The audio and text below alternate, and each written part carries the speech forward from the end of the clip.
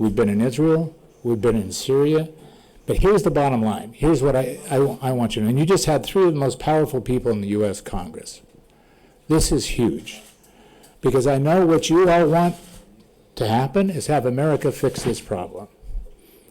As much as America is going to fix this problem is what Donald Trump has done, what he did hand in hand with Israel and Iran, what he's done for Syria in taking the sanctions off, and what he said for our benefit, for Lebanon's benefit, that he wants a healthy and prosperous Lebanon. Now, what's really the issue? We keep on talking about Hezbollah being disarmed. What we haven't talked about was what happens to the Shia people, what happens to the Hezbollah military, what happens to the people, what happens to the south, and why is Hezbollah armed? So I want to give you just a framework of what we're doing, and then Morgan can answer your questions. If you think about it, for you, Hezbollah is a political party. Shias represent 30 to 40% of the population, and you have a very good set of leaders today, in my opinion. The major three leaders, the president, the prime minister, the speaker, are all trying to do the best job they can for you of ushering to a new era of tolerance, a new era of peace, and ultimately prosperity. So why is Hezbollah armed? You have outside interference. What's the outside interference? Iran, Israel, the apprehension of Syria. What did we do? We went to Syria. I can tell you President al-Shara has no interest in having an adversarial relationship with Lebanon in any way, zero. There's no Sunni fundamentalist cause that he's targeting a weakness in Iran or a perceived weakness in Shia as an opportunity for him. He's looking at the historic relationship of hand-in-glove cooperation of what Lebanon and Syria could be ultimately. That's a fact. And he's running to border alignment, discussions, and a boundary agreement. Running to it. Israel, Morgan and I spent the day in Israel after, you can imagine, preparation. The idea responding to the heroic act that the president, the prime minister, the council had taken in responding to suggestions that we had given them as to what could a disarmament and withdrawal plan be. Again, going to disarmament is what can we do for Hezbollah to show them they don't need to be armed. Nobody wants to go to a civil war. I can tell you Israel's response was historic. What they've said to us personally, what they've said to the president in actuality, and what they've given in a press release to you is they will meet tick for tat in exact cadence. What we will do in an effort to make sure that Hezbollah is not armed as an adversary against them, they will withdraw in the same cadence. The reason they couldn't respond specifically is we didn't give them specifics yet. Your government is coming back with a proposal August 31st, which is a Sunday, so it won't be August 31st, of saying here is the plan and proposal of what our intent is to disarm Hezbollah. When they see that, they will give their counter-proposal of what they will do in withdrawals and security guarantees on their border, their boundaries, those 5 points, in cadence with what we're giving them. So the big picture is if you take the adversaries away, so if you take Israel and Syria away as a discussion with Hezbollah and saying, great, you from 1982 on, you needed to be armed, you were a militia, we had the Palestinians, we had the Israelis, you were serving a cause, there's no need to serve that cause. LAF can do it, you can be a part of it, but when we talk about the economic zone, we have to have a substitute for what happens because there's another outside party that we just talked about, Iran, that we have no direct relationship with. And Iran has been the financier of the growth of Hezbollah, the municipality, and Hezbollah, the militia. So how do we substitute that? We bring the Gulf countries in simultaneously in a new economic zone, which will have some depth to it in the next few weeks, as to what can happen with outside investment. What kind of outside investment? What does it mean to the South? What does it mean to the community? So step by step, you take out the Iranian concern because you have another funding source, another life source. You take away the Syrian concern because Syria is ready to have discussions tomorrow. You take away the Israeli court. You haven't spoken, by the way, to Israel since 1949. This is insanity. And I'm not even going to go towards the fact that eventually you're going to have to speak to Israel. Whether it's a deconfliction, whether it's normalization, whether it's ultimately a peace agreement, there's only one road to ultimate peace and prosperity in this region. And that's for everybody to speak with each other and for America to vanish from this scene. So with that, I'll allow questions. Morgan can take that over. One question, and then we're going to have to wrap things up. Over here, please. Thank you. So this is Joyce Al-Haj from Al-Arabi TV.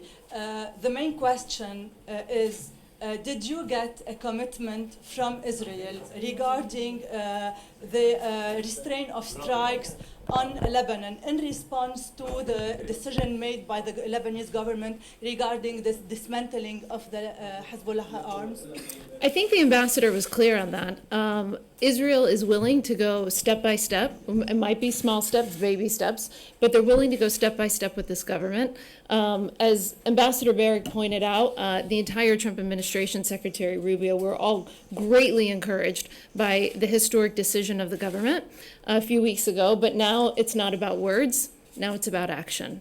And so what Tom and I are here to do is to represent the President of the United States. It's his policy, not our policy.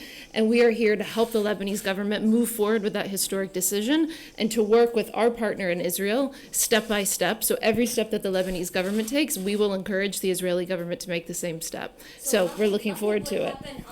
Thank you so much. It's good to be back. Thanks. So much. Ready? I know it's tempting. Yeah, I know. Wait. Okay, wait. Okay, yes. Calm down. Please, I beg you. But wait. 2 questions. Three questions.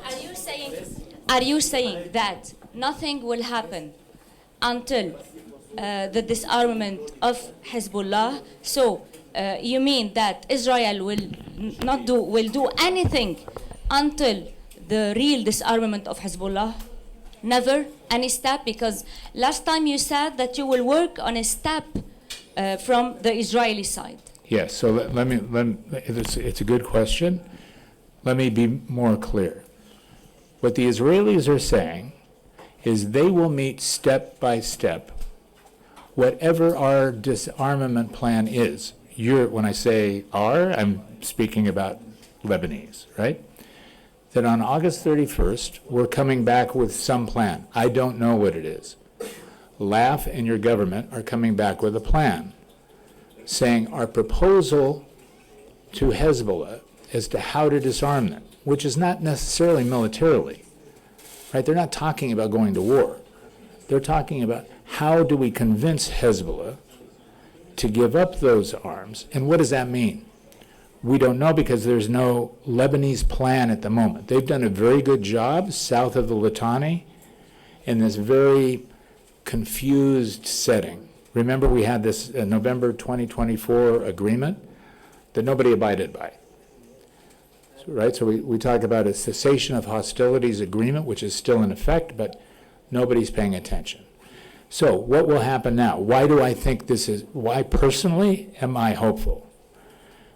Your government did something amazing, which is took 11 points and said, we as a government will commit to do these things.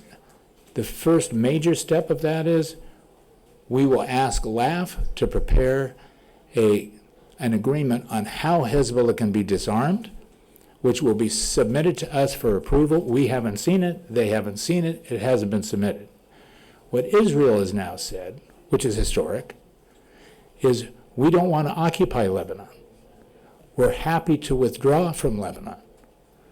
And we will meet those withdrawal expectations with our plan as soon as we see what is the plan to actually disarm Hezbollah.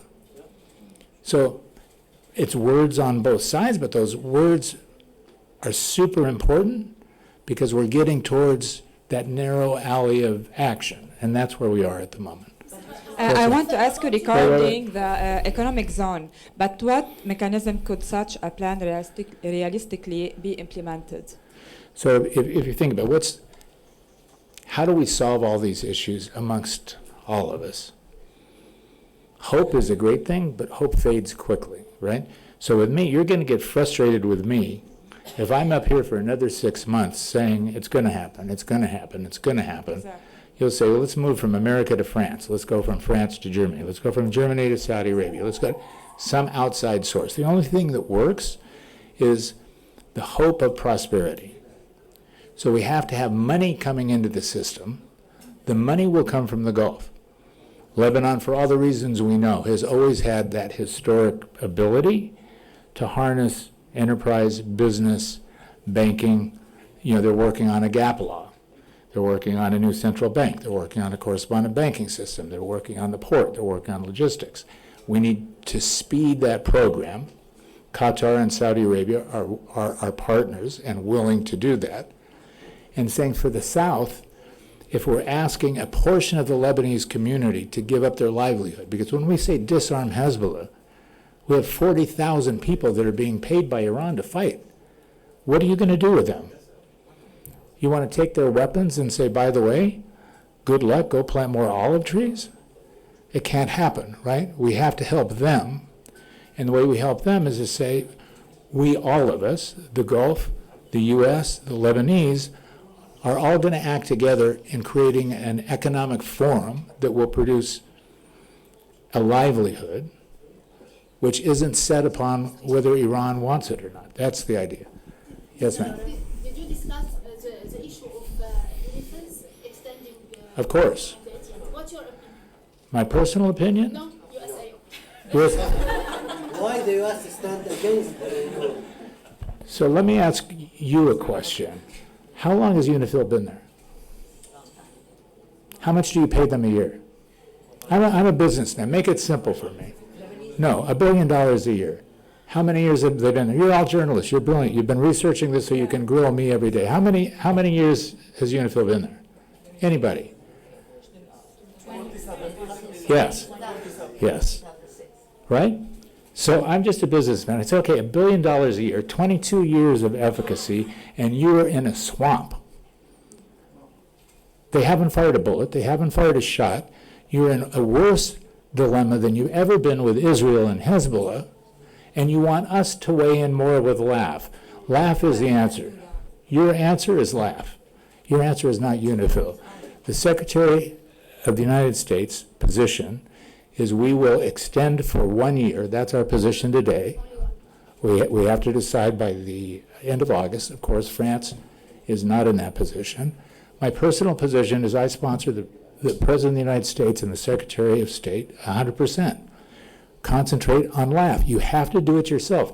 The more you rely on outside influences, pretty soon you're going to be substituting McDonald's for Kibinai. Right? That's what's happening. Every time you reach outside for outside help, you're losing the value of what you have. Don't do it. Hezbollah, you can convince them in a non-adversary, my opinion, in a non-civil war environment to join one Lebanese state. This is my opinion. Last question. You guys are wearing me out. I only want question. You have talked about Syria, Israel, and Tehran. Why not taking the short way and United States talk to Tehran to give an order to Hezbollah, and then we close this issue? Do you think that's not happening?